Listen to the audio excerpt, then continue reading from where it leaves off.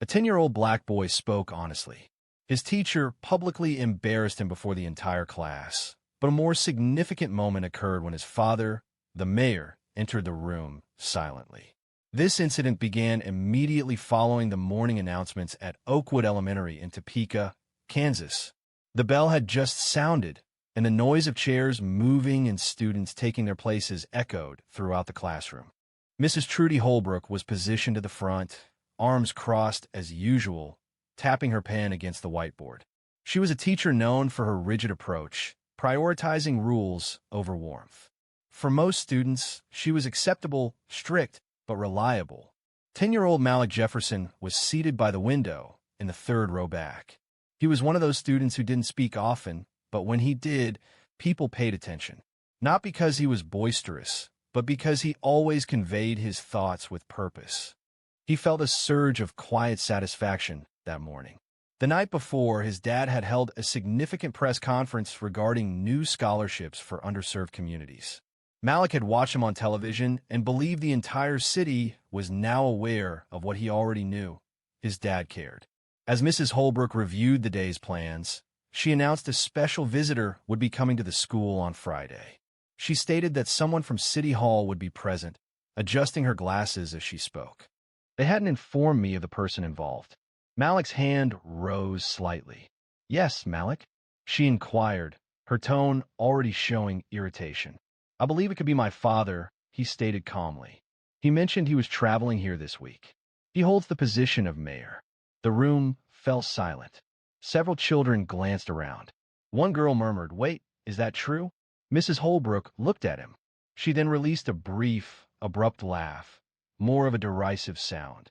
"Oh, Malik, that's quite imaginative," she remarked, extending the final word as if it were hurtful. He didn't smile, didn't laugh, just sat there, eyes forward. "I'm not making it up," he said softly. "He's Mayor Jefferson," she said, her smile fading. "Malik, this is a place for learning, not for telling stories. If the mayor were your father, I think we'd all know by now, don't you?" The silence was thicker now. Some of the kids shifted in their chairs. A boy in the back let out a quiet laugh. Malik stared at the desk in front of him. His hands remained still in his lap. "Let's focus on the facts, not stories," she stated, and continued the lesson. However, the class was no longer engaged, still processing her previous statement and tone. The words were not simply dismissive, they held a sharper edge, conveying a message. "Someone like you couldn't possibly be someone like that, son." The most painful aspect wasn't the content of her words, but the swiftness with which the class embraced them. Jasmine, who typically sat with Malik at lunch, avoided looking at him for the remainder of the morning. Two boys positioned by the window murmured and chuckled each time he spoke. Malik remained silent for the rest of the lesson, not due to fear, but because he felt it wasn't worthwhile. Afterward, that same day, in the hallway, his friend Bryce approached him close to the lockers. "Hey man," Bryce said, sounding somewhat unsure. Malik didn't pause. "Yeah," Bryce acknowledged slowly. She didn't need to phrase it that way. Bryce looked down, thinking she believed he was lying. Malik offered a hesitant shrug, suggesting she tell the principal. Would it make a difference? For a moment, Bryce couldn't respond. Inside the classroom, Mrs. Holbrook resumed teaching as if nothing had occurred. She likely assumed the incident was resolved. A student had made a false statement, and a teacher had corrected him. Case closed. But that's the nature of words. They don't always fade when the school day ends. The events didn't remain confined to the classroom, as someone beyond those walls had become aware of what occurred and intended to speak out. By Thursday morning, Malik felt uncomfortable. He woke up early, as he always did, dressed, and sat through breakfast with his mom, who observed his unusual quietness. He remained largely silent. He wasn't one to express complaints. That wasn't how he was raised. Nevertheless, a weighty feeling settled in his chest. The feeling lingered, the sting of speaking honestly and being met with derision. As he entered room 204, Mrs. Holbrook had already begun writing the warm-up exercise on the board. The classroom appeared identical to the previous day. The same rows of desks, the same posters on the walls, the same teacher present.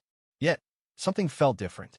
Students whispered more frequently than usual. Several glanced in Malik's direction before quickly averting their gaze.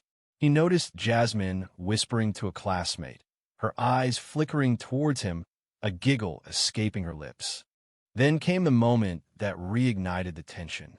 Mrs. Hallbrook started a history lesson, focusing on community leaders and local government.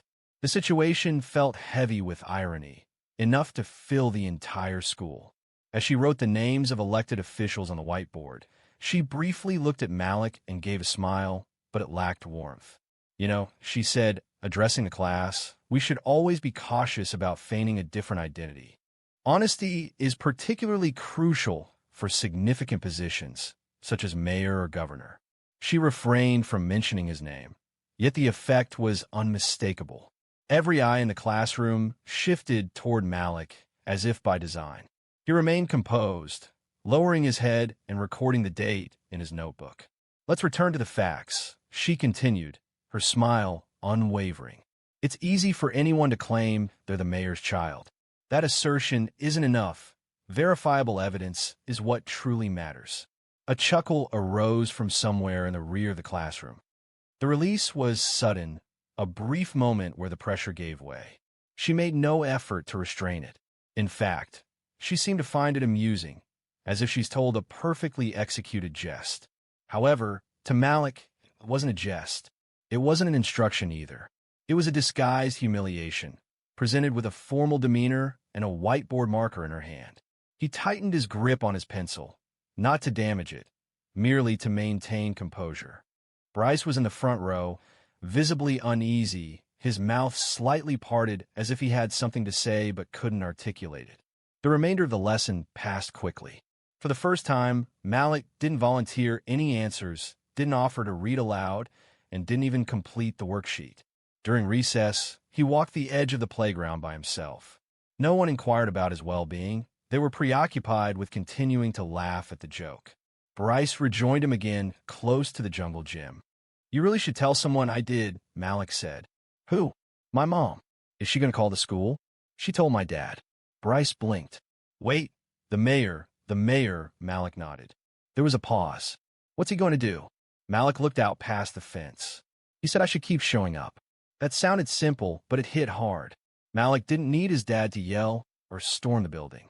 He needed to know someone still believed him. And he did. That afternoon, while students engaged in silent reading, Mrs. Hallbrook introduced the topic of respecting authority. She posed several questions and then stated, and naturally, we must not pretend to be someone we are not to achieve that authority. Such actions would be dishonest and disrespectful to genuine leaders in our community. She then made eye contact with Malik for a moment that felt deliberate and directed towards him. He looked up at her and then lowered his gaze to his book. Mrs. Hallbrook turned away, likely believing the issue was resolved. Perhaps she thought her brief remarks had restored order to the classroom, that the lesson had been conveyed, and her authority reasserted. However, she was unaware that another individual had listened intently and was approaching to ensure the lesson she believed she was imparting would be entirely revised. The dining hall at Oakwood Elementary was a noisy area, not due to disorder, but because of established habits, trays making sounds, chairs scraping, juice boxes opening.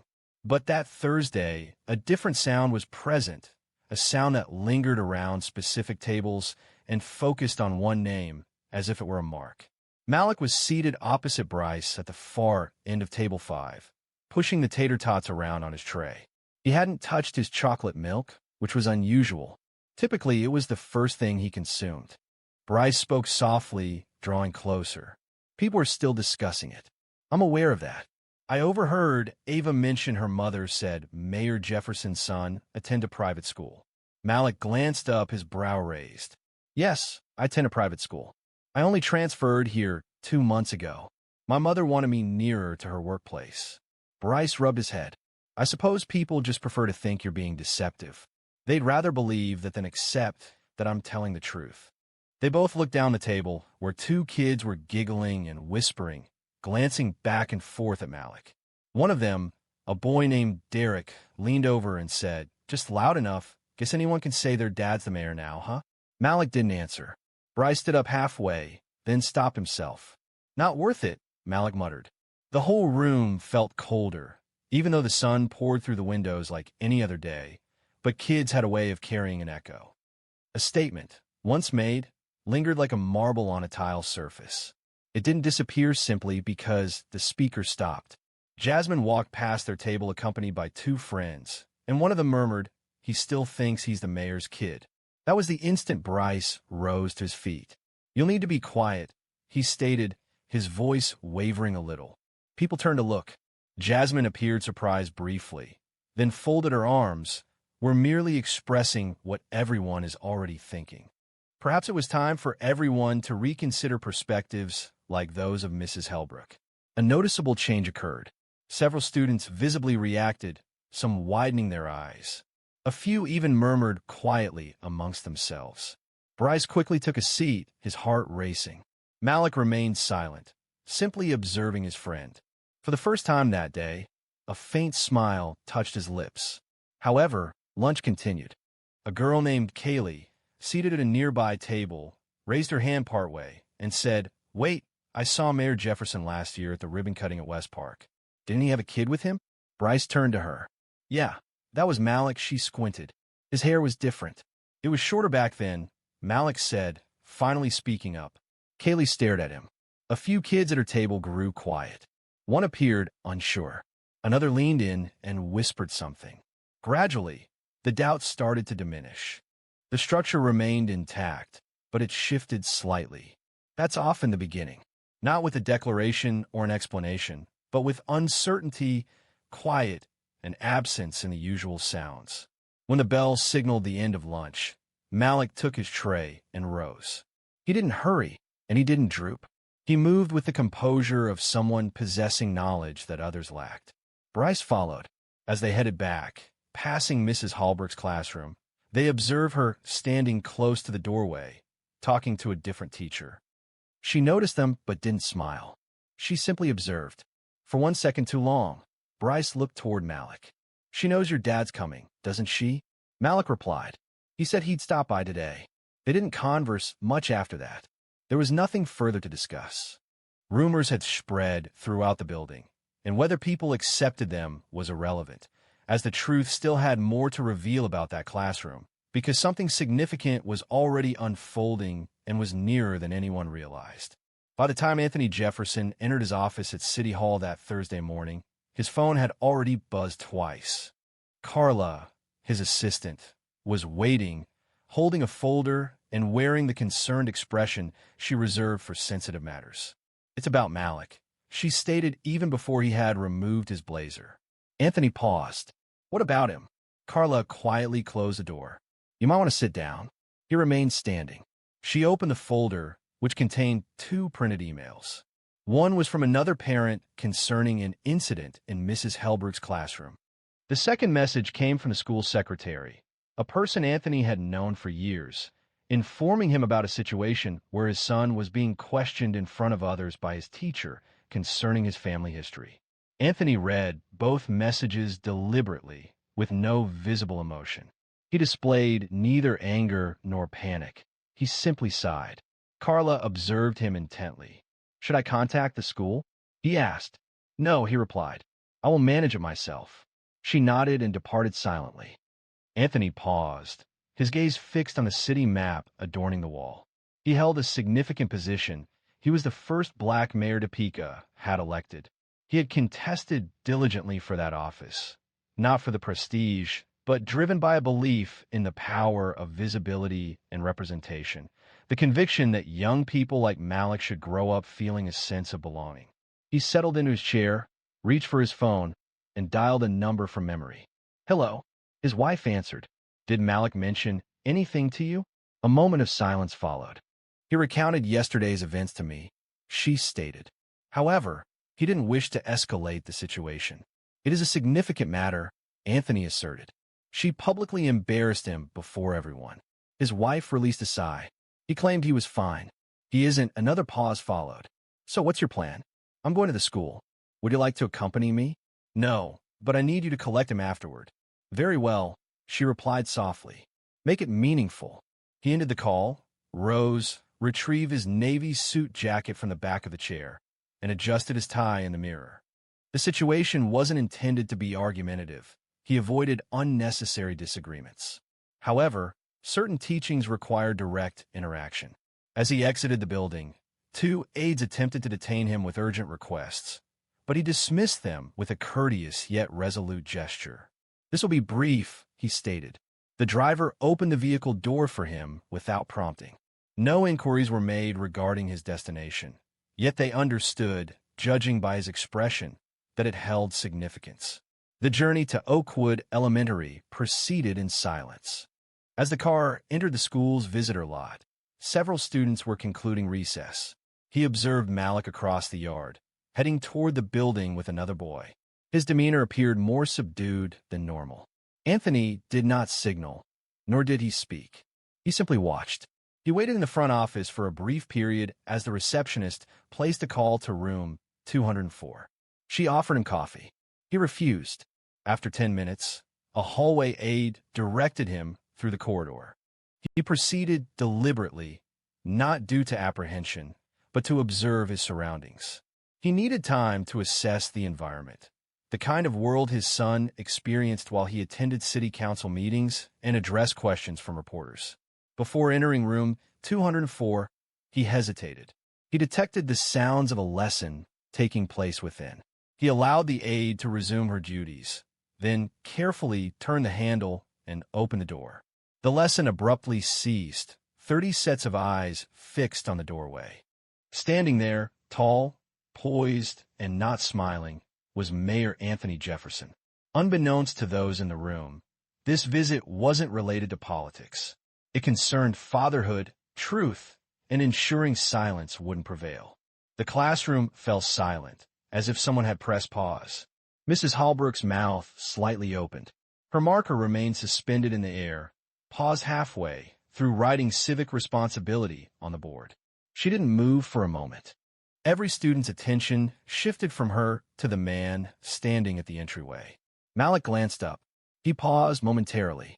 It wasn't due to apprehension, but something different. A sense of ease, familiarity. The way his father occupied a space wasn't with loudness or spectacle. It was with an inherent quality, a kind that didn't solicit focus. It simply existed.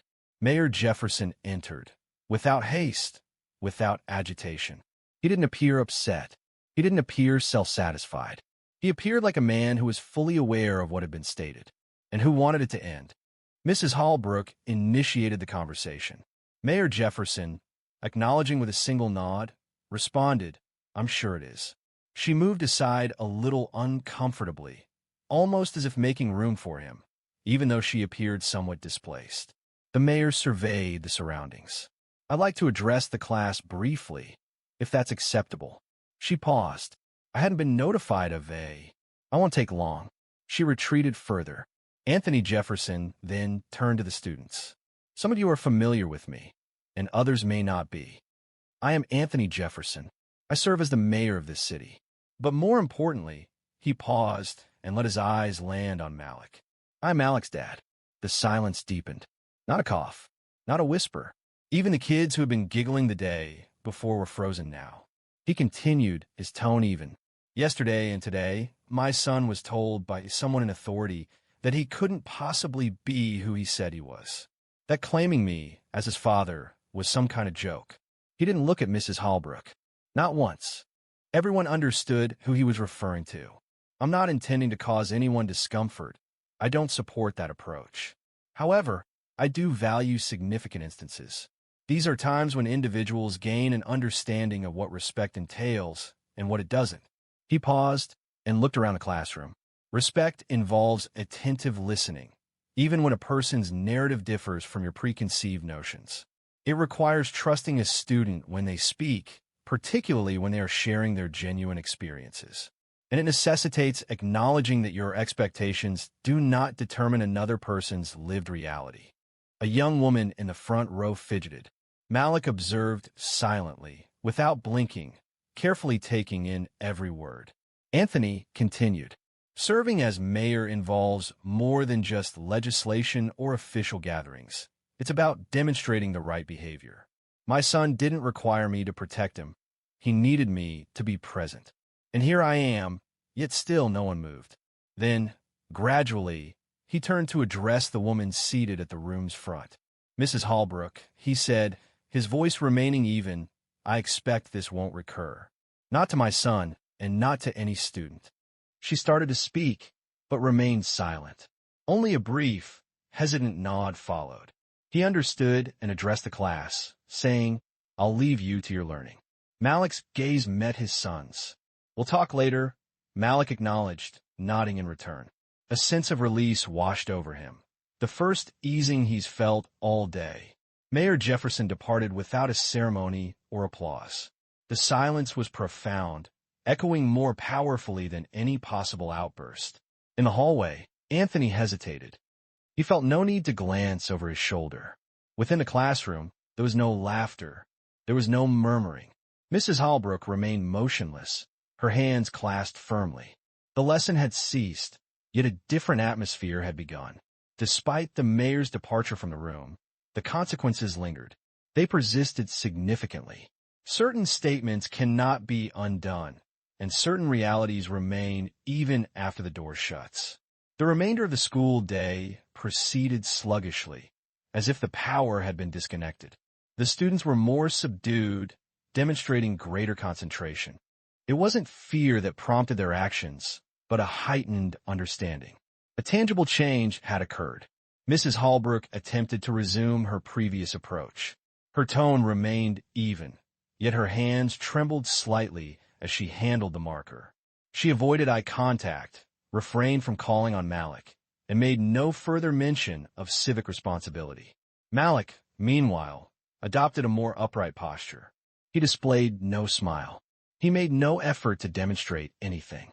He simply listened, recorded notes, responded to questions when prompted, as was his usual practice. This time, however, the students were attentive. When the bell signaled the end of class and backpacks were being packed, the students departed more deliberately. Several cast quick looks in Malik's direction as they passed. A few offered a quiet, "See you," or gave subtle nods of acknowledgement. Jasmine paused near the door, appearing as though she desired to speak, but ultimately left with her friends. Bryce remained near Malik's desk. "Are you all right?" Bryce asked. "I'm fine," Malik replied. Then he didn't raise his voice. Bryce affirmed. It wasn't necessary. What resonated most with people was the manner in which Mayor Jefferson entered that classroom, conveyed what was necessary, and departed without raising his voice. There was no yelling, no intimidation, no theatrical display. He simply stated the truth. And truth requires no amplification. It only needs to be spoken. Subsequently that afternoon, Mrs. Holbrook sat alone at her desk as the halls emptied. Her fingers paused above her keyboard, a blank email draft displayed before her. The expression in Anthony Jefferson's eyes lingered in her thoughts. It wasn't anger, nor cruelty, simply disappointment, and a certainty as if he'd witnessed similar actions repeatedly and was weary of them. She replayed her words, not only those spoken to Malik, but those spoken near him about him. The sarcasm, the tone, the incredulity, they now reverberated, prominent and unwelcome. No reprimand had been issued. No public exposure had occurred. However, the sense of shame was genuine, and it remained. She closed the email without composing a reply. Later that evening, Malik was on the couch completing his homework when his dad entered the room. He loosened his tie and sat down next to him. "You conducted yourself admirably," Anthony remarked. Malik looked up. "I didn't do anything." "You didn't yield, you didn't recede, and that's significant," his father responded. Malik shut his notebook. "Why didn't you speak to her earlier?" he inquired. "I wanted you to develop your own voice initially," his father explained. However, when someone discredits your reputation in front of a group of people, it's no longer a subtle matter. It becomes a public affair. And I don't allow public disrespect to go unaddressed. Malik paused briefly. He observed that she appeared frightened, and she should have felt responsible. A period of silence followed, where they felt at ease and were being truthful. Subsequently, Malik's mom brought in dinner. The television displayed the evening news in the background. The school remained quiet. There were no announcements or public discussion, but the necessary events had transpired. The following day at school, an altered atmosphere prevailed. It wasn't a miraculous resolution, but a palpable shift. Mrs. Holbrook addressed the class with a more subdued demeanor. She refrained from excessive corrections or a manufactured apology, and the sharpness was absent from her voice. Her eyes no longer expressed frustration when Malik raised his hand. And when he briefly referred to his father in a writing assignment, she remained silent. Malik's classmates gave him more room. Some even showed him a quiet deference, not due to his father's identity, but because of how he had dealt with the situation. Calm, honest, steadfast. These were the qualities that resonated. However, even as the familiar patterns returned, one thing became evident. The truth had been disseminated, and the surrounding hush had finally ceased. The Monday following, the school hallways were as lively as they always were. The sound of sneakers on the floor, the clang of lockers, and the echoes of laughter filled the hallways. Yet, a subtle change had occurred, not only in room 204, but throughout the entire school. Students were no longer speaking about Malik in hushed tones. Instead, they observed him with a different kind of attention, not with the air of legend, not with the amusement of a shared joke, but with the recognition of someone who had faced a challenge head-on and remained steadfast. Malik walked through the hall with Bryce, as was their usual routine. But Bryce was the first to recognize it. Students seemed to make way a bit faster. Some even offered silent nods as they passed. It wasn't from fear, it was a sign of respect. It wasn't solely because Malik's dad held the office of mayor, it was Malik's own quiet confidence, which needed no justification. At lunchtime, Jasmine finally went to their table. "Hey," she said, holding her tray. Malik looked up. "Hi." Malik paused. "I just wanted to say, I didn't mean to laugh. I didn't think it was amusing. I don't know." He reassured her. "It's all right," he said. "Just, please don't participate next time." She acknowledged him, seeming slightly ashamed, and left. That's the nature of change. It doesn't always manifest as a significant event. Occasionally, it comes through uncomfortable dialogues and understated choices. Mrs. Holbrook never issued a formal apology. However, during the subsequent week, she began phrasing her inquiries differently. She included Malik more frequently. She smiled, but not with that rigid, artificial expression. It was presented in a manner suggesting an attempt at improvement, even without expressing it verbally. She also sent a handwritten, brief note home at the end of the week. Malik continues to contribute insight and maturity to the classroom. "Thank you for raising such a respectful young man." His father read it in the kitchen and remained silent. He simply handed it to Malik and offered a quiet nod of approval. In the weeks that followed, Malik's name was no longer solely connected to his father. Children began sharing stories about how he consistently provided the best answers in science class. They recalled how he assisted Ava in locating her missing library book. They noted how he defended a third grader who had dropped his tray in the lunchroom. The narrative concerning the mayor entering room 204 was, naturally, still recounted. However, it wasn't the humorous ending that resonated. It was the underlying message. That dignity carries more weight than loudness. That truth doesn't invariably require corroboration, but warrants acknowledgement. It's important that even a classroom, particularly a classroom, should not be a place where someone is told what they cannot be. Malik did not revisit the matter. He didn't need to. He demonstrated what needed demonstrating. His father had expressed what needed expressing, and the silence that previously attempted to overwhelm him had been broken. Several weeks later, during an assembly concerning leadership, the principal highlighted the significance of presence. She refrained from naming anyone, yet all those seated in the folding chairs understood the subject of her remarks. Prior to their departure that afternoon, Bryce turned to Malik and quietly said, "You know she was referencing you, correct?" Malik offered a slight shrug. "Perhaps." Bryce smiled. "The next occasion someone accuses you of dishonesty, I'm merely gesturing towards the door and anticipating your dad's arrival." Malik chuckled. No way. Next time, I'll address it personally. And he was sincere. While his dad had walked in that day to say what needed to be said, Malik had done something even harder. He stayed. He sat through the laughter, the whispers, the weight of being doubted. And he never faltered. And that kind of strength doesn't come from titles or headlines. It comes from knowing who you are, even when someone else tries to rewrite your story. Some bruises fade, but lessons, the ones worth remembering, they last a lifetime. If this story resonated with you, please subscribe and share it with someone who would benefit from hearing it. Stories like this are important, as respect, identity, and truth should never be compromised. The dog appeared to be solely for emotional support, but when the child performed a quiet signal, the dog revealed a truth that had remained unspoken. The courtroom in Toledo, Ohio, felt overwhelmingly large for her.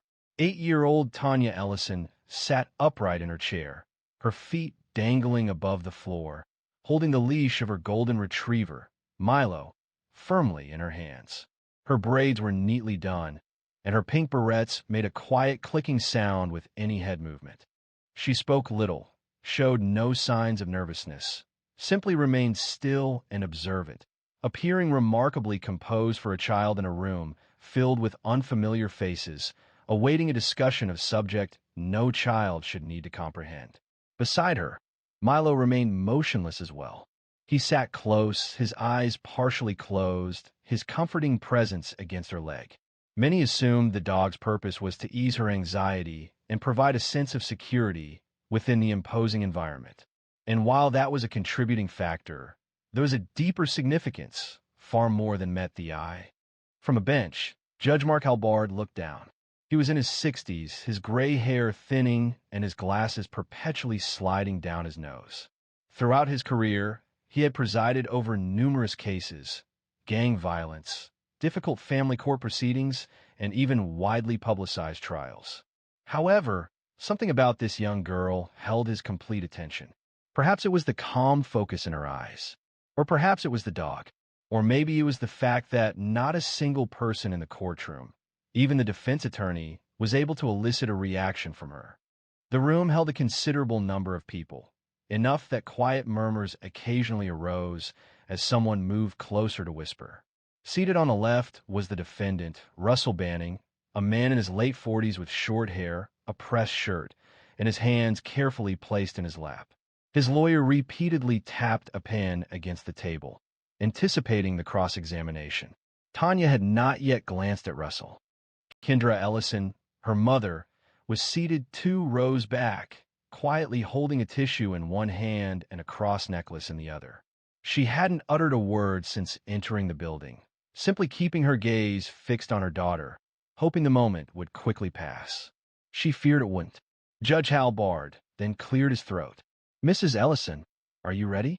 Tanya glanced at her court-appointed therapist, who offered a slight nod from the front bench. She did not return the smile, only offered a single nod. "Yes, Your Honor," the therapist responded on her behalf. "She is ready." The judge nodded briefly and turned to the bailiff. "Bring the witness." A door opened to the side, and 2 officers entered. The man accused of changing Tanya's life walked deliberately to the stand, attempting to appear calm, but his eyes repeatedly darted toward Milo, and Milo, who had been entirely relaxed until that moment, raised his head. Tanya didn't react, though her hold on the leash became a little firmer. No one observed it. The prosecutor rose, straightened her jacket, and started her questioning. "Mr. Banning, can you state where you were on the night of August 14th? Russell moved closer to the microphone. "At home, watching TV. "Alone?" "Yes." "And do you expect us to simply accept that?" He relaxed against the chair. "I'm being truthful." From the visitor's area, Kendra's hand squeezed the tissue once more. Tanya avoided his gaze, yet her breathing altered, a delicate, regulated rhythm, as if deliberately cultivating composure. The interrogation continued, initially focusing on establishing sequences of events. Then, the photographs were presented, images that should never be displayed in a courtroom. Tanya averted her eyes. Milo moved nearer to her. The atmosphere in the room diminished. The weight of the moment was palpable, not from the spoken words, but from their absence. Russell subtly adjusted his position. He asserted that her account was fabricated, interrupting the prosecutor's subsequent inquiry. That dog, he commented, is simply trained to respond. This entire situation is a fabrication. At that moment, Tanya deliberately raised her hand, positioning it behind her back. She then tapped her fingers twice, gently. The movement was subtle, barely perceptible. A missed blink would have meant overlooking it entirely. Milo's ears immediately rose. However, none of the individuals present anticipated what he would do next. Approximately 2 months prior to the court proceedings, Tanya was seated on a folding chair in her aunt's backyard in Decatur, Georgia, observing Milo pursue a red tennis ball across the lawn. The sun was beginning its descent, bathing the surroundings in a golden hue. She held the ball in her hand, but refrained from throwing it. Not yet. Her aunt, Carla Newsom, stood nearby with her arms crossed, a gentle smile gracing her features. Carla was resilient. A retired canine handler, she had previously worked in narcotics in Dallas before relocating closer to family. Around Tanya, that rigidity eased. Carla knelt beside her and met her gaze. "Are you certain you want to do this, dear?" she asked. "We don't have to if you're not ready." Tanya didn't respond immediately. She looked at Milo again, now lying on his back in the grass, tail thumping. Then she looked back at her aunt. "I don't want him to look at me," she said quietly. Carla nodded. "Then we'll teach Milo how to watch for you." It started gradually with simple games. Carla would often sit on the opposite side of the yard with a companion, role-playing as if they didn't know each other.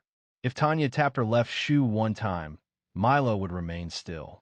If she tapped twice behind her back, Milo was trained to move and position himself between her and the person in front of her. This required consistent effort. Each day following school, and every weekend, Tanya was reserved, but she demonstrated a strong focus.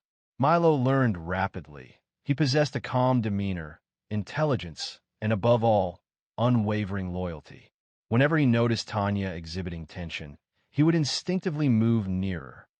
A strong bond was forming between them, a quiet and specialized team with a shared, unspoken mission. Carla observed them from the porch, occasionally recording observations, and, at other times, allowing them undisturbed time. On one evening following their work, Carla offered Tanya a bottle of water and sat close to her. "You need to understand that in court they may question your account," she stated cautiously. "Adults often feel anxious. They resist being proven incorrect." Tanya averted her gaze.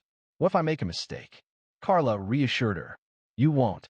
And should you become overwhelmed, that's why Milo is present." He intended for them to recall his perspective. A moment of stillness followed. Then, an unusual inquiry from Tanya arose. "Do you believe he recalls what he inflicted upon me?" Carla remained silent. She preferred not to deceive. Therefore, she responded, "Perhaps not as you do, but individuals like him retain enough to be apprehensive of the truth." That evening, Kendra arrived to collect Tanya. Her gaze was weary, posture slumped. Carla drew her away before she re-entered the vehicle. "She possesses greater resilience than appears," Carla murmured. "Ensure she isn't bearing this burden by herself. When a moment arrives, meet that man directly." Kendra acknowledged, though her lips shook. Prior to their departure, Tanya returned and embraced Carla. "Thank you," she whispered against her shirt. Carla held her a little longer than normal. The day preceding the court appearance, they conducted one final meeting. Carla wore an old hoodie and mirrored sunglasses, attempting to replicate the courtroom environment. She even rehearsed a few assertive phrases she envisioned a lawyer might use. It wasn't ideal, but it provided assistance. Tanya signaled Milo. Milo positioned himself between her and Carla, remaining steadfast, vigilant, unwavering. Carla felt a constriction in her throat. "Okay," she stated, her voice softer than normal. It was one thing to be prepared, and another entirely to witness it unfold in actuality. Back in that courtroom in Toledo, Tanya remained perfectly still. Milo, now attentive, hadn't moved since she gave the double tap. Russell Banning observed a change in his posture, moving from relaxed to protective. His head rose, his chest moved forward, and his eyes focused intently on the man seated across the room. He subtly leaned away, holding the witness stand's edge. His expression grew strained, though he attempted to mask it with a forced smile. The gesture was not returned, neither by the jury, nor by the judge, nor even by his own attorney, who briefly looked at the dog with a worried twitch in his jaw. Andrea Selden, the prosecutor, paused briefly before resuming. Mr. Banning, you previously testified that you were by yourself on August 14th. There were no witnesses and no communication records like phone calls or text messages. Is that still your account? Russell moved his chair. That is what I stated, yes. Andrea approached him. You also affirmed that you had never encountered the minor involved in this case, correct? His gaze momentarily moved towards Tanya. Correct. I'm not familiar with her. Never spoken to her? No. Never visited her school? I said no. The atmosphere in the room became more subdued. The quiet rustling of papers had ceased. Every gaze was fixed on Tanya.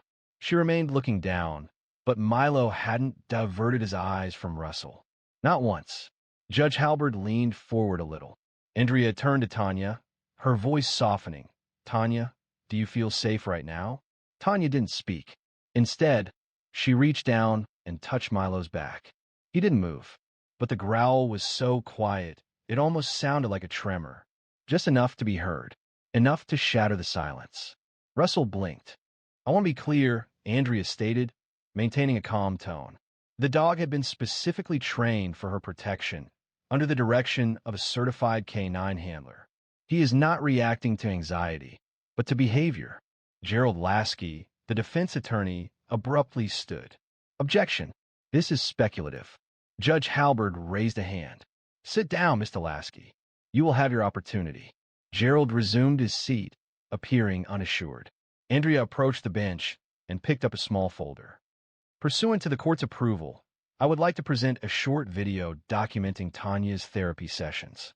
Permission granted, the judge stated. The screen descended behind the witness stand. A video commenced playing. It depicted Tanya in her aunt's backyard, peacefully walking with Milo. Carla appeared in the frame, portraying different scenarios. One tap, Milo remained by her side. Two taps, he advanced, his demeanor shifting similarly to how it had been in court. Following the video's conclusion, a significant silence ensued.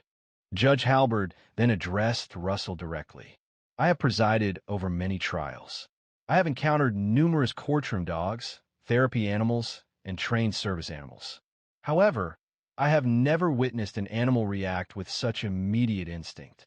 Russell attempted to speak, but remained silent. Tanya then raised her gaze, deliberately and quietly. Her voice, when she spoke, was gentle. He does not speak loudly.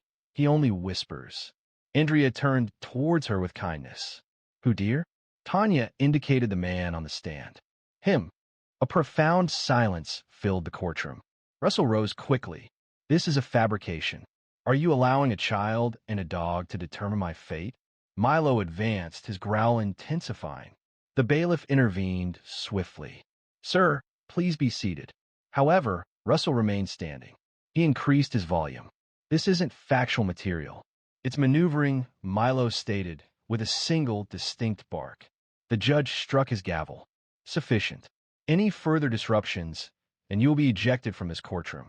Russell retreated to his chair, his face ashen. He mumbled something quietly, but it was inaudible. The jury observed intently, motionless. Tanya leaned back in her chair, her hand still on Milo's back. She remained silent. However, the truth was no longer concealed within the evidence or legal language. It was now plainly visible to all. One could sense the gravity of the situation. It wasn't a boisterous moment. It wasn't theatrical. It was silent, as if the atmosphere in the courtroom had been suddenly removed. Judge Halbert straightened his glasses and looked toward the bailiff. Let's take a 5-minute recess.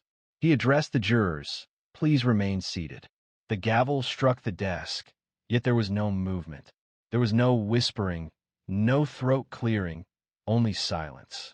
Milo stood motionless, positioned before Tanya, gazing intently at Russell Banning as if he possessed prior knowledge of the outcome.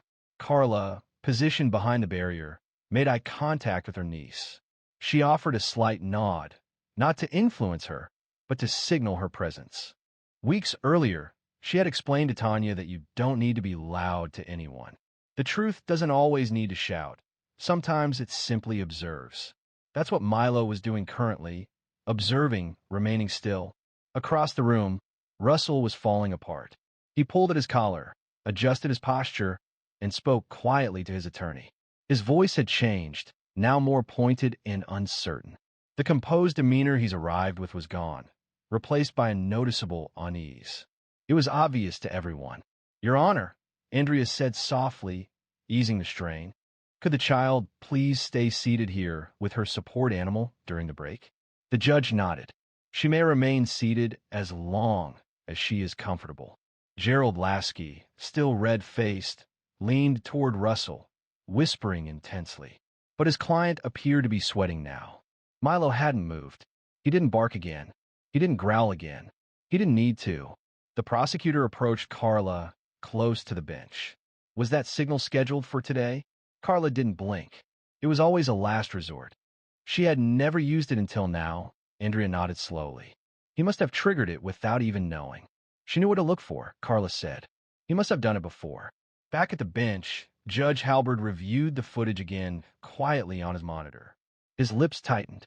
He'd been on the bench long enough to know that not all evidence fits neatly into paper or testimony.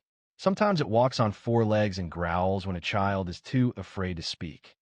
Following the recess, the proceedings restarted as if no interruption had occurred. However, a change was palpable. "Your Honor," Andrea stated, rising to her feet, "with your permission, I would like to recall Detective Lorna Morales to the stand for a brief clarification." "Proceed," the judge responded. Detective Morales approached, her boots making a quiet clicking sound on the tile. She had been involved in the investigation from the beginning, when the available evidence consisted of a nebulous assertion and a child hesitant to articulate their account.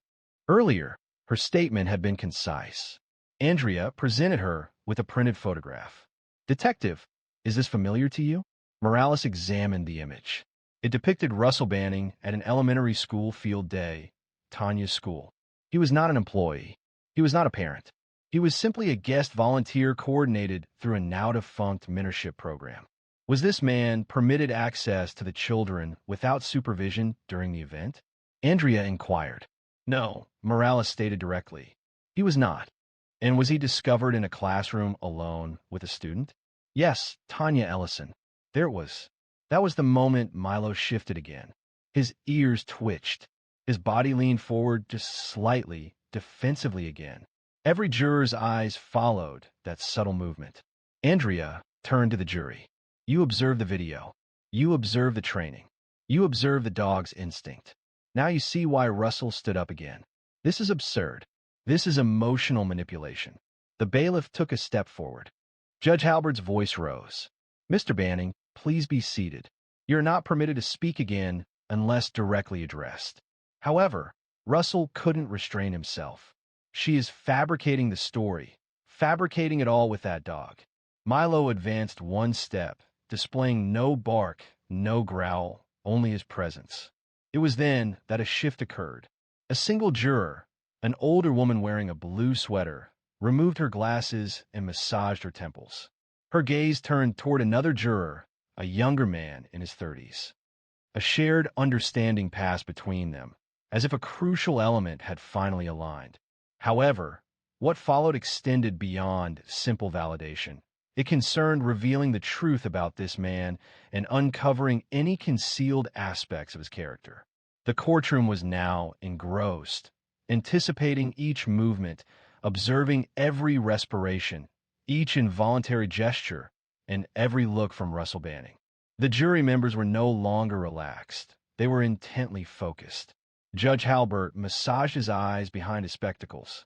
He remained largely silent, yet it was evident a change had occurred within him as well. He had witnessed numerous defendants falter under questioning, but Russell wasn't merely breaking. He was falling apart before their eyes. Andrea stepped back to the podium, her voice even and composed. "Detective Morales, did you interview any other parents who observed Mr. Banning interacting with students that day?" Morales responded, "Yes, 3 in total. Someone reported giving a child candy without authorization. Another stated they followed a student into the restroom. Was that student identified?" Morales confirmed, "Yes. You could hear someone in the gallery whisper, 'My God.'" Judge Halbert did not issue a reprimand. He remained silent. Gerald Lasky, attempting to reassert himself, rose. "Your Honor, this is speculative. None of those allegations were substantiated," Andrea countered. The statements remained unchallenged, each one delivered before the victim had a chance to respond.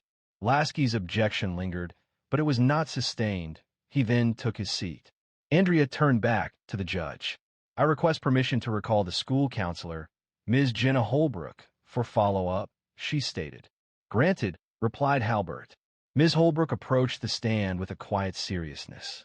She appeared to be in her mid-40s, with a thin but clear voice. She adjusted her blazer and spoke directly.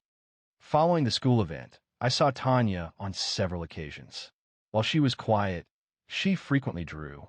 Her drawings consistently featured the same man, glasses, shirt, and always positioned behind her." Andrea presented the drawing to the judge and jury. Though a child's artwork, the likeness was undeniable. It depicted Russell with the same square glasses and jawline. Notably, next to a small representation of herself was a dog, Milo. She hadn't encountered Milo before this, correct? Andrea questioned, but not until weeks passed. A silence followed. Then Andrea faced Russell. "Mr. Banning, can you clarify how a child you assert you've never encountered described you, including your glasses, weeks prior to any legal actions?" Russell's lips parted. He closed them, then opened them again. "I'm unsure," he mumbled. "Perhaps she's disoriented or recalling something," Andrea suggested. The jury remained impassive. The entire courtroom did. Immediately afterward, the courtroom doors swung open. A woman entered discreetly and presented a note to the bailiff. He examined the note, then proceeded directly to the judge. Halbert received the paper, adjusted his glasses, and read it carefully. His eyebrows rose a little. "Ms. Selden," he stated, "it seems another person has come forward during the break. A former teacher's assistant from Hickory Trail Elementary. She asserts she possesses information directly relevant to this case. She's outside, prepare to testify." Andrea turned her head slowly toward Russell. Remarkably, Hickory Trail falls outside of this jurisdiction. Russell visibly struggled, his jaw tightening. Gerald Lasky moved closer, whispering to his client. Russell dismissed him. "Nobody here knows anything," he mumbled. "She's simply attempting to damage my reputation." Andrea stepped away. The doors opened once more. A woman, appearing to be in her early 30s, entered. Bridget Alston, her identification tag still attached to her coat. She assumed the witness stand, took the oath, and commenced her testimony. "I remember him," she stated, indicating Russell. "He volunteered at our school for 3 months in 2019. We received complaints, several, but they never resulted in action because people didn't want to trust the children." Judge Halbert moved closer. "Did you file a report?" "Yes, on 2 occasions, but I was instructed not to escalate the matter." Andrea paused, allowing the jury a moment to process this information. Then Milo made a sudden, brief single bark. Russell visibly reacted. Tanya remained still. Without raising her head, she extended her hand and gave Milo a deliberate, comforting scratch behind the ears. The courtroom now comprehended. Milo's actions weren't erratic. He wasn't displaying distress. He was reacting purposefully, naturally, and with intention. However, what remained unknown was that the ultimate determination wouldn't be derived from the documented evidence. It would stem from the jury's visceral understanding. The courtroom was no longer impartial. It had taken a position, subtly but undeniably. The atmosphere was palpable, evident in the juror's posture, the judge's gesture of pressing his fingertips together, and the measured silence of Andrea Selden, which spoke volumes. The evidence was presented, but it was the responses that resonated. Milos's, Tanya's and Russell's cut through the surrounding tension. Judge Halbert addressed the jury box, stating, "We will break for deliberation immediately. Jurors, you will be escorted to the conference room." As the jurors rose and exited, Russell slumped heavily into his chair. A slight tremor ran through his hands, though he attempted to conceal it by adjusting his cuffs. Gerald Lasky murmured something to him once more, but Russell offered no reply. His gaze was fixed on Tanya, and she, remaining silent and composed, averted her head. Milo settled back into a relaxed posture, his body curled beside her, his head resting on her shoe, as if the storm had subsided. As if his duties were complete, temporarily, the gallery stayed silent. The room remained still, save for Carla, who rose to stretch and walked over, placing a gentle hand on her sister's shoulder. Kendra hadn't seemed to breathe since the testimony began. Her fingers were red from repeated twisting. "You did well," Carla whispered. "You did better," she responded. The jury had been absent for almost 2 hours. Upon their return, the bailiff brought the room to order. Judge Halbert appeared more weary than previously, but his voice remained firm. "Have you reached a verdict?" The jury foreman, a middle-aged man with a weathered suit and a tight jaw, rose. "We do, Your Honor." The question came, "And how do you find the defendant, Russell Banning, on the count of criminal misconduct with a minor?" "Guilty," the foreman stated, the word falling with a weighty certainty. It resonated, clear enough for all present. "Regarding the count of trespassing on school property with intent to harm?" "Guilty." Russell Banning's shoulders slumped. He remained silent, offering no outburst. The outburst had ceased. Only a sense of quiet acceptance lingered. Andrea shut her binder. There were no celebratory gestures, no smiles, just a feeling of relief. Securing a case such as this doesn't feel like triumph. It feels like air flowing back into a space that was suffocated for too long. Judge Halbert addressed Tanya. "Ms. Ellison, I observe that you spoke sparingly today, but you conveyed more than many adults ever manage. And I believe you." Tanya remained composed, but she nodded. And Milo, Halbert peered over his glasses. "I've never expressed this in a courtroom, but if I possessed a medal to award, he would be wearing it." A few people chuckled softly for the first time in hours. Subsequently, in the hallway outside the courtroom, reporters assembled. Microphones, cameras, the typical commotion. Kendra moved protectively before her daughter. "No questions today," she stated firmly. "We're simply going home." Carla opened the passenger door. Milo entered first. Then Tanya climbed in beside him. The car ride home was quiet. Carla remained silent. Kendra didn't press. However, halfway along the highway, Tanya spoke up. "Will he go away forever?" Kendra glanced in the rearview mirror. "I don't know, baby, but he won't hurt you again. That's for sure." Tanya stroked Milo's fur. He licked her hand. Upon arriving home, Carla hung up her coat and reached for the leash to walk Milo. Tanya followed her to the door. "Can I come?" "You don't have to." "I want to." Beneath a pale sky, they walked in silence. There were no cars, no barking, only the sound of gravel beneath their shoes. At one moment, Tanya paused and looked upwards. "Do you think other kids are scared like I was?" Carla nodded. Tanya fell silent for a moment. Then she inquired, "Can we teach other dogs, too?" Carla regarded her.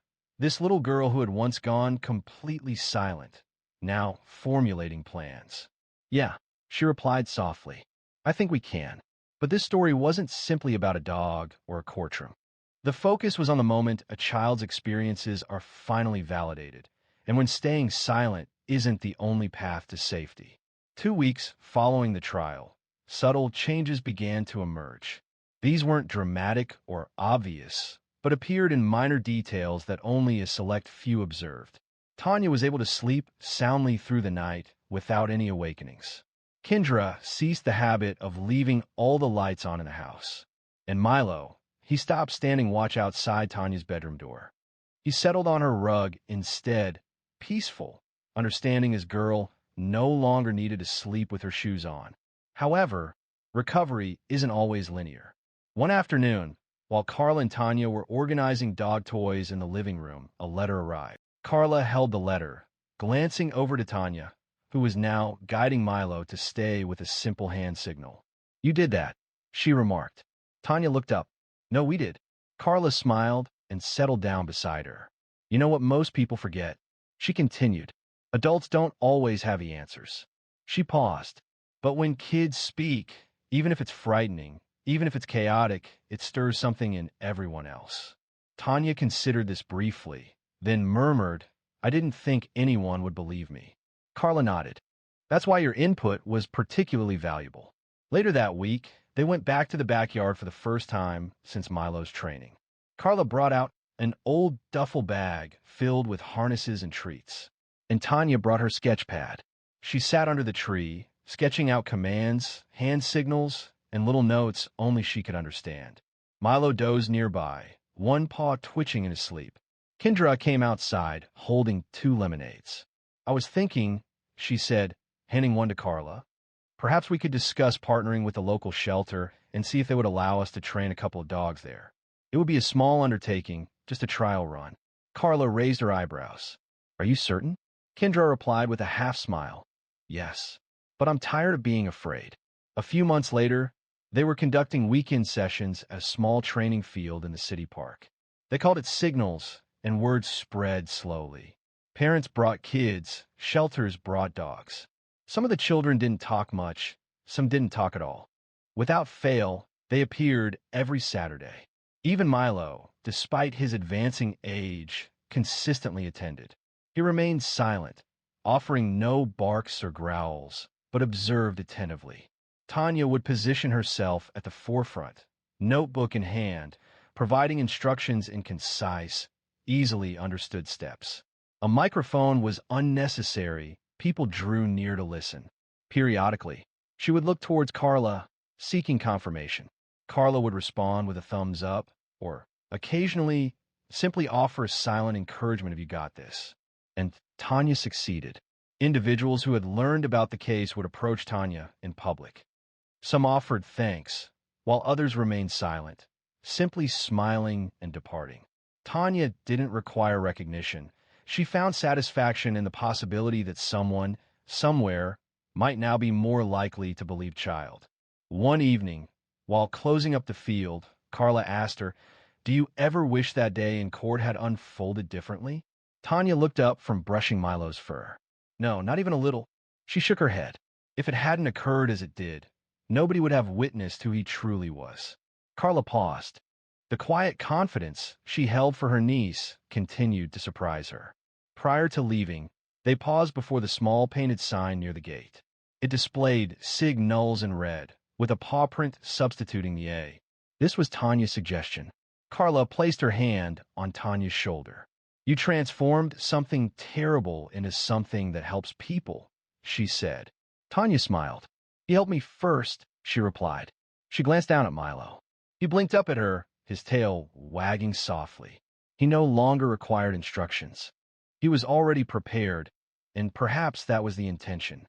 It's often the case that those who appear least imposing possess the most profound insights. And frequently, the most subdued voices resonate most powerfully, particularly when someone or something offers unwavering support. If you've reached this point, thank you.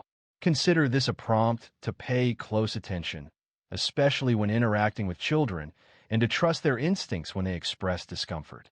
You may be the only person to do so. If this story resonated with you, please consider subscribing and sharing it with someone who might benefit from hearing it. Remember, there's always someone waiting to be believed. A judge chuckled upon hearing that 17-year-old Naomi was representing her cousin in court, but the entire courtroom fell silent by the time she concluded her statement. The courtroom held a subtle aroma of coffee and aged floor polish.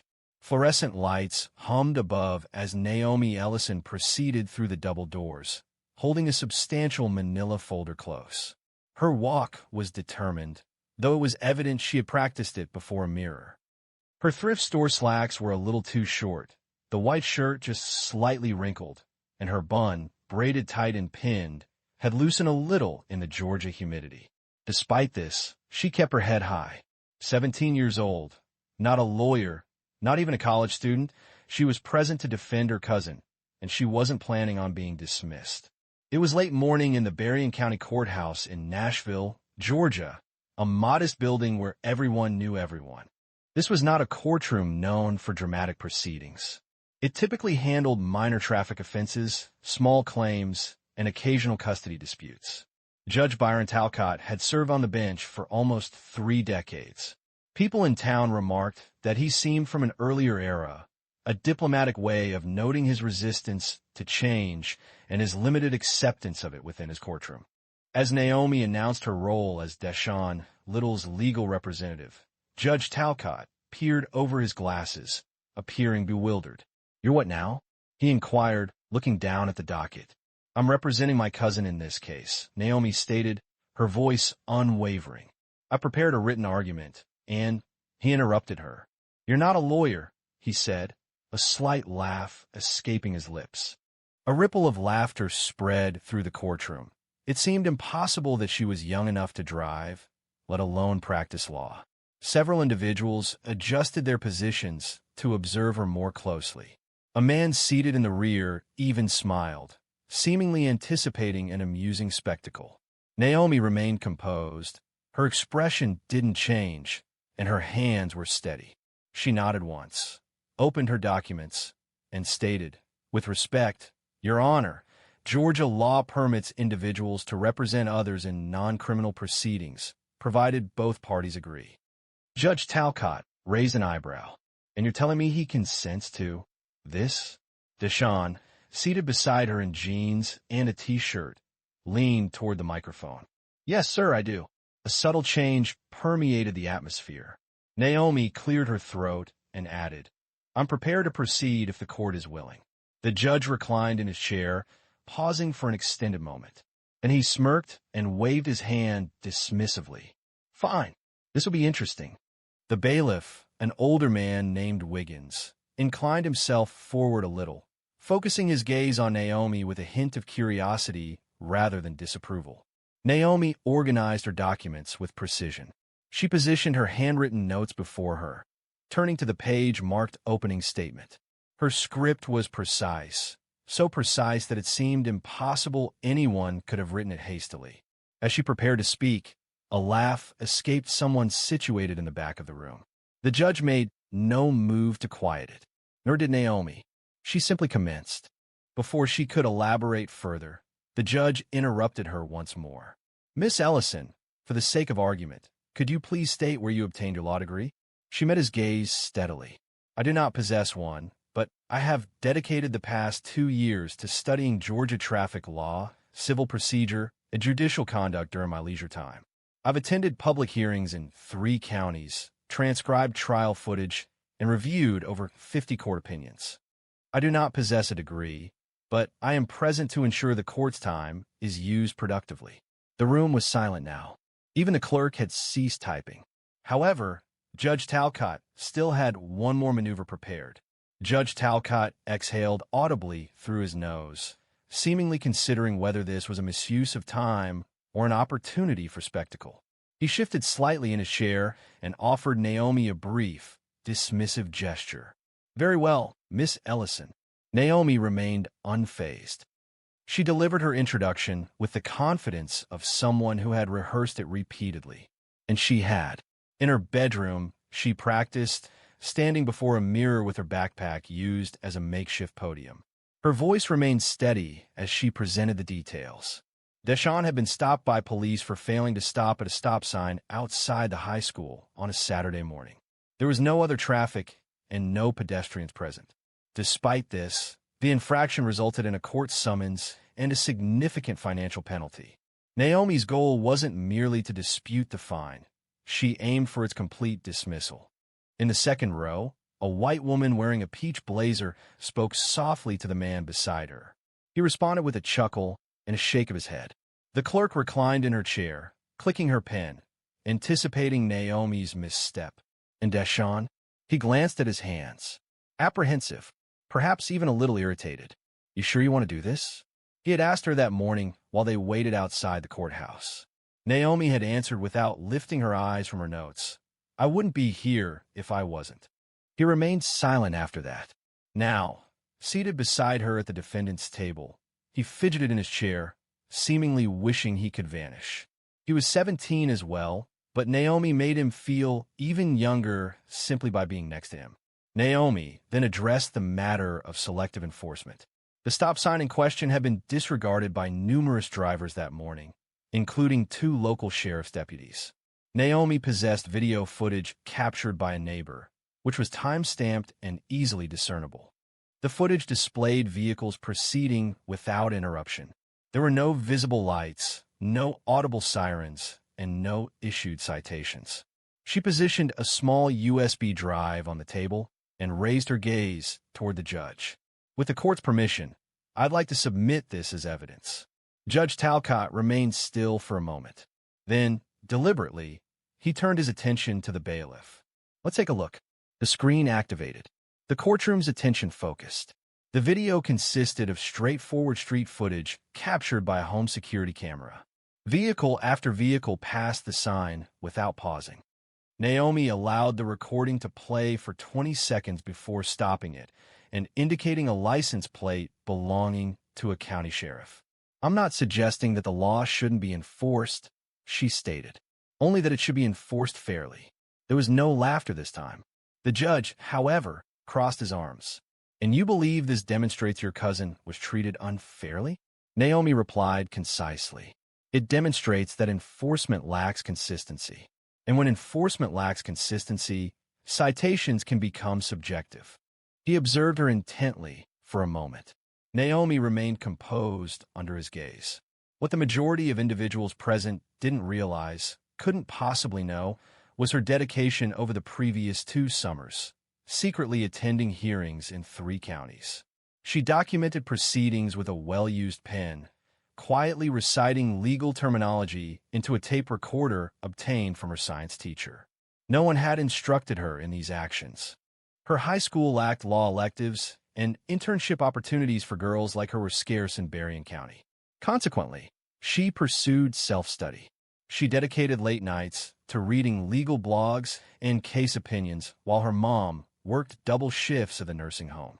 She prioritized this over socializing, foregoing parties and school dances. It was her chosen path. Now, upon her first opportunity to apply her knowledge, those present perceived her as a young person pretending. "I'll accept her." The judge cleared his throat. "We'll admit the video for review." "Continue." Naomi nodded and kept going, but the atmosphere hadn't changed yet. People still looked at her as if this would inevitably fail.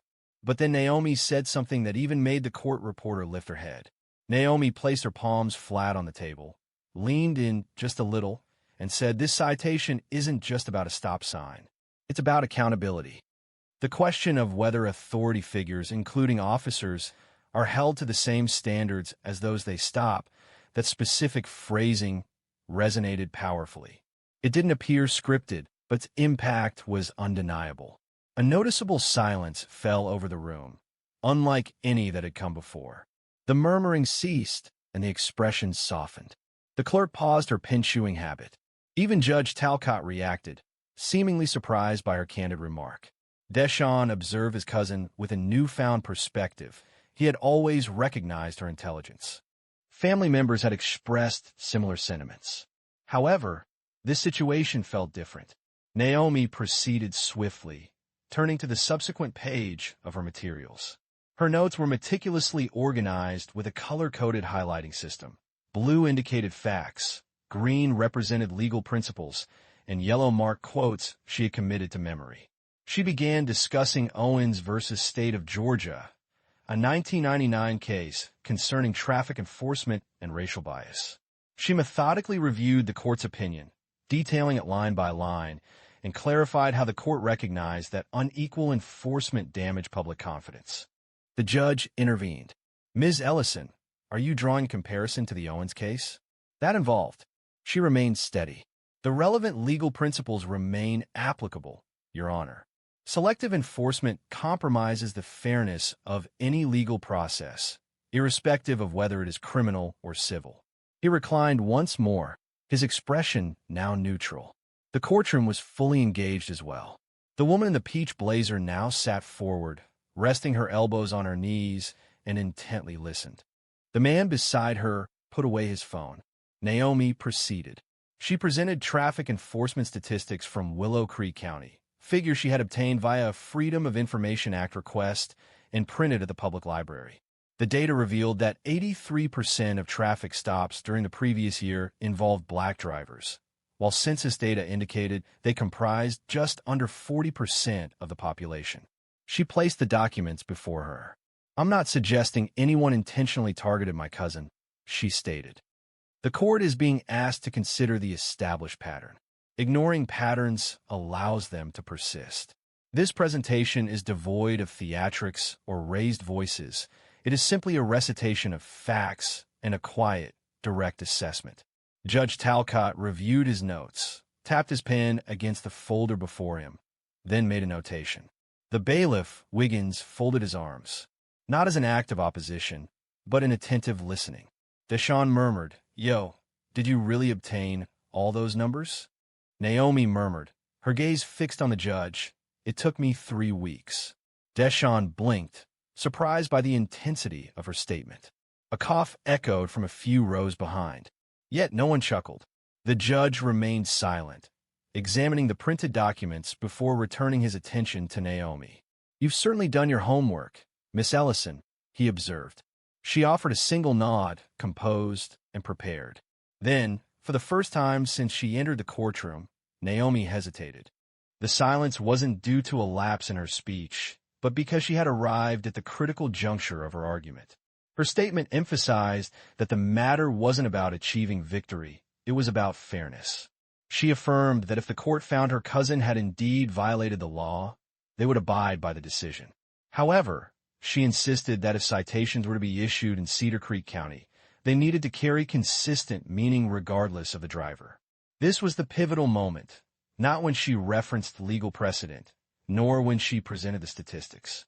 The sincerity of that statement seemed to resonate, and the judge closed his folder. "Let's take a 10-minute recess." Gasps weren't permitted in courtrooms, yet they were audible, noticeable in the subtle shifts of people and the murmured comment, "He never does that." During that brief pause, Naomi experienced her initial wave of genuine uncertainty.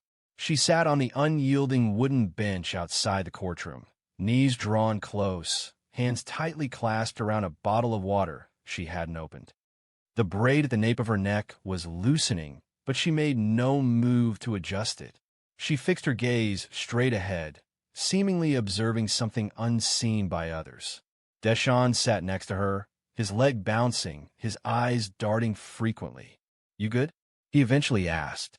She nodded, then murmured, "Yeah, but you don't seem it." A faint smile touched her lips. "I didn't come here to look good," he chuckled, then added more seriously, "Hey, thank you. For real. I didn't think you'd go that deep." She turned towards him. "You didn't think I meant it? I mean, I knew you were smart. I simply didn't realize you were this intelligent." Naomi did not respond. The courtroom door opened, and the bailiff motioned toward them. Let's return to the matter at hand. Inside, the atmosphere had changed. The laughter from before had disappeared, yielding to a more subdued feeling. It wasn't quite respect. It wasn't quite admiration. It was simply focused attention. Judge Talcott observed Naomi when she re-entered. This time, he didn't squint or smirk. He continued to evaluate her. "Miss Ellison," he stated as she resumed her testimony, "let's hypothetically consider, just for a moment, that your assertion is valid. Could you please reference any specific wording in the law that would directly justify dismissing your cousin's citation?" Naomi responded promptly. "Yes, sir. Georgia Code, Section 40 to 620 details proper stop sign enforcement, but it also allows for interpretation regarding situations where enforcement might be applied unevenly or selectively. Moreover, the Equal Protection Clause, as defined in Yick Wo v. Hopkins, dictates that selective enforcement predicated on arbitrary distinctions compromises the law's legitimacy." The courtroom fell silent once more. The judge inclined himself forward, resting his elbows on his desk. Observing her, as if searching for a weakness. "I notice you're quite well informed," he remarked. "Yes, Your Honor." He then stated, his voice a little more pointed, that if she intended to cite Yik-Hwa, she should also be ready to discuss its relevance beyond licensing matters. She affirmed, explaining that the ruling's core principle extended beyond licenses. It concerned fairness under the law. The ruling explicitly stated that even seemingly neutral laws could not be applied in a discriminatory manner. For the first time, Judge Talcott refrained from interrupting, allowing her to complete her statement. He then folded his hands and looked directly at her. "Miss Ellison," he said, speaking almost calmly now, "what exactly do you want from this court?" Naomi took a breath. "I want my cousin's citation dismissed, and I want the court to acknowledge that enforcement patterns in this county deserve closer scrutiny." She didn't yell. She didn't raise her voice. She didn't need to. The judge examined the documents before him, then surveyed the courtroom, and lastly turned his gaze to Naomi. Unexpectedly, he posed a question. "May I review your notes?" Naomi was taken aback. "I'm sorry," he repeated. "Your notes. It's evident you've invested significant effort. I'd appreciate the opportunity to examine them." The inquiry was unusual. Judges rarely made such requests. Naomi approached and presented the notes. Her hand briefly touched the bench, but she maintained her balance. The judge examined the pages, methodically, handwritten, color-coded, and arranged with the precision of a junior associate at a leading downtown Atlanta firm. "This is remarkable," he stated after a prolonged pause. The courtroom remained silent. He then added, "However, you must understand that argument isn't always sufficient in court. Sometimes, regardless of how just you are, the structure doesn't yield." Naomi did not avert her gaze. "Then perhaps the structure requires pressure." The judge raised an eyebrow, but before he could respond, someone in the gallery stood. The woman who stood in the back row appeared to be in her 60s, with silver hair pulled back tightly and a black blouse buttoned to the neck. She seemed like someone who didn't speak unless it was important. "Your Honor," she called out, her voice steady but quiet. Judge Talcott turned slowly. "Ma'am, you need to sit down. This isn't open for public comment." But the woman did not flinch. "I am Judith Minter. As a retired attorney with 41 years of experience in civil litigation, I feel compelled to state, for the record, that this young lady presented one of the most well-structured arguments I've observed in a courtroom, even among federal proceedings." While gasps weren't permitted, an audible intake of breath was clearly heard from half the gallery. Judge Talcott visibly stiffened but remained silent, simply observing Naomi. A fleeting, unreadable expression crossed his face. Frustration? Perhaps. Or something else entirely. He announced another recess. Naomi hurried outside. Her chest felt constricted, and her hands trembled slightly this time. Not from fear, but from the weight of everything. The room, the atmosphere, the abrupt quiet that followed the woman's statement. Deshawn followed her and sat next to her once more. "You all right?" he inquired. She hesitated before responding. Her fingers moved restlessly in her lap. Why would she say that? Naomi asked, almost to herself. Why would someone like her defend me? Deshawn shrugged, because she observed what everyone else had seen. Naomi allowed her shoulders to relax a little. Her entire body had been rigid for more than an hour, and she hadn't been aware of it. The courtroom doors opened again, and Naomi was surprised when Judith Minter emerged and approached her. "Miss Ellison," she said softly as she sat down next to her on the bench. "Do you understand the sort of bravery it requires to stand where you just stood, particularly without the qualifications? That's not something that can be fabricated." Naomi began to speak, but Judith raised a hand. "I'm not attempting to compliment you," she said. "I'm stating a fact. And if you ever consider a career in law, I mean professionally, please contact me. I know individuals who would be fortunate to guide someone with your potential." Naomi paused, unsure how to respond. All she could say was, "Thank you." Judith smiled, then rose. "Finish well. Don't allow him to manipulate you. He possesses more intelligence than he conveys, but he's likely to show you deference if you remain perceptive." Following that, the woman vanished down the hallway, her heels clicking softly against the tile. Deshaun turned to Naomi, a combination of awe and disbelief evident on his face. "Yo, who are you right now?" She offered a quiet, almost weary laugh. "I'm just me." However, something in her demeanor had shifted. The anxiety was still present, but it no longer dominated. Not entirely. The bailiff entered the room. "They're ready." Naomi stood, adjusted her shirt, and retrieved her folder. As she re-entered the courtroom, there were no whispers, no smirks, and Judge Talcott no longer leaned back as if dismissing her. Instead, he leaned forward. Naomi returned to the table, arranged her closing statement, and awaited approval. The judge offered a brief nod. "Proceed." She took a final breath to compose herself, and then she began. The words she was about to speak would silence the entire courtroom. Naomi spoke calmly, no need for raised tones. "My cousin is a teenager. He committed a minor error. But if the law isn't applied equally to all, young, old, black, white, officer, civilian, then it ceases to be law. It transforms into a suggestion, or, even more detrimentally, punishment for some and a caution for others." A stillness fell over the room. No one moved. Every gaze in that room was focused on her. Even the clerk, who had kept her fingers poised over the keyboard, was frozen midair. She continued, "We've all heard that justice is blind, but it shouldn't be deaf. It shouldn't ignore patterns, or silence people who speak up about them." Naomi walked slowly to the evidence table, pulled up the citation, and held it out. This citation isn't just about a stop sign. It's about the choice to enforce, or not enforce, the law based on who's in the driver's seat. Her voice remained steady, almost calm, but her words carried significant weight. She addressed the judge. "You inquired previously about what I sought from this court. I stated then that I desired the citation dismissed, and I maintain that desire.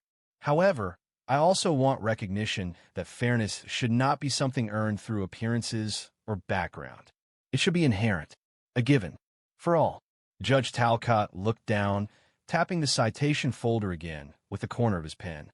He remained silent. "Not yet.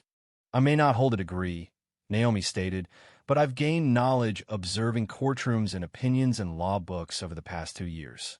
I've learned that when justice functions correctly, it isn't felt as dominance. It feels like understanding, like recognition that you were listened to." Her voice faltered just a little at that final word. Not enough to disrupt her flow, but enough to serve as a reminder to those present that she remained a teenager. Still human. Still someone who shouldn't have been required to prepare for this. She closed her folder and stepped back. Silence. A full 10 seconds elapsed before Judge Talcott finally exhaled. He adjusted his glasses, surveyed the courtroom, then focused his eyes on Naomi. "I've been doing this for a long time," he said. "Long enough to recognize when someone enters this courtroom with something prepared, and when they enter with something authentic." He paused. "You, Miss Ellison, you presented something authentic." Another pause. "I am dismissing the citation.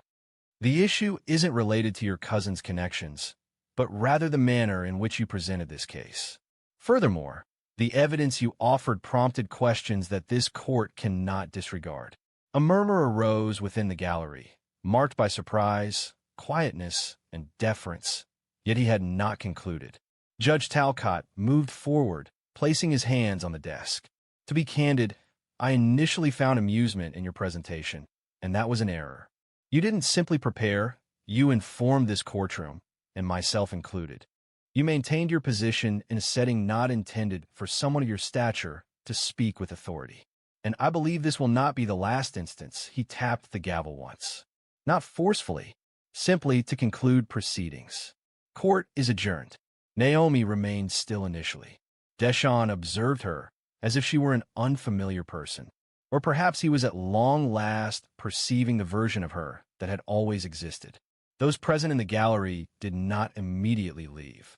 Several approached her discreetly. The clerk even nodded once, murmuring, "Nice work, kid." Naomi held her folder close to her chest again. But now it didn't seem like a shield. It felt like a credential. As she and Deshaun walked out into the sun, he nudged her. "You're going to be on somebody's billboard one day." She laughed. "Not unless they catch me on a good hair day." He smiled wide. "Nah, I mean it. You changed something in there. Naomi looked ahead at the street, eyes squinting against the light. I hope so. What followed would demonstrate that this instance marked merely the commencement of events. A week later, Naomi found herself once again in her bedroom, amidst piles of notebooks, scattered pens, and her aged school laptop adorned with discolored stickers. Her triumph at the courthouse had been reported in the local news. It wasn't extensive coverage, simply a few brief mentions in the Nashville Herald and a Facebook post from an individual who had been present in the gallery. However, the phone call that fundamentally altered the situation did not originate from a journalist. The call originated from the office of attorney Roland Brewster, located in Macon. She nearly ignored it, as the phone number was unknown and her mom had cautioned her against answering unrecognized calls. However, an intuition prompted her to answer. "Is this Naomi Ellison?" A voice inquired. "Yes," she replied. "This is Angela from the office of Roland Brewster. He would like to speak with you, if you're available." Naomi straightened on the bed. Certainly?" A click was heard. A man's voice then spoke, warm yet straightforward. "Naomi, my name is Roland. I've been practicing law in Georgia for 27 years. A colleague of mine, Judith Minter, sent me a copy of your court presentation. She said I'd be a fool not to reach out." Naomi remained silent initially, not due to nerves, as she wasn't feeling them. She was simply uncertain if it was genuine. "I want to offer you something," he continued. "It's not a job, yet, but it's a mentorship, one that could develop into something further. There's a summer program designed for young, creative thinkers. We want you to be a part of it." She discovered her ability to speak up. "But I haven't started college yet. I haven't even finished high school." He chuckled. "That's not important. We're not seeking degrees. We're looking for minds capable of sparking change." Naomi looked at her notes. The same ones she'd used in court, now spread across her desk like discarded awards. "I'm intrigued," she said. "Excellent," Brewster replied. "Please send me a copy of that argument." Following the call, Naomi remained still for an extended period. She didn't move or smile, simply taking everything in. A change had occurred. The courtroom proceedings were over. However, her personal journey, that unconventional path she had constructed independently, using library books and YouTube lectures, was no longer hidden. Her mom entered the room. "Are you hungry?" she inquired. Naomi nodded, feeling ravenous. Sitting opposite each other at the small kitchen table, her mom inquired, "Do you truly desire to pursue this? Law? Seriously?" Naomi ate her sandwich deliberately, then responded, "Yes. I believe I already am." Her mom offered a look, a drawn-out, probing expression unique to mothers, and then nodded once. Following this, she stated, "Then you better continue demonstrating your capabilities." That evening, Naomi remained up reading, driven not by obligation, but by a sense of purpose. Analyzing legal precedent felt less like an assignment and more like a language she was finally proficient in. The following morning, she received another call, this time from a high school student from 2 towns over. "Hey," the girl said, "I saw what you did. My brother's case is similar. I don't know where to begin. Could I ask you a question?" And with that, Naomi evolved into something more, not just a bright student, not just a relative advocating for family. She stood as an illustration, a demonstration that excellence doesn't await authorization, and fairness doesn't demand a position, but only truth, clarity, and the courage to speak. She didn't require a law degree to impact a courtroom. She simply needed an opportunity. And when she received it, she ensured no one would ever perceive her identically again. Your voice doesn't need a platform. It merely needs to be heard. If Naomi's story resonated with you, ensure you subscribe and share this video with someone who needs to be reminded. The key isn't the origin, but the level of dedication you demonstrate.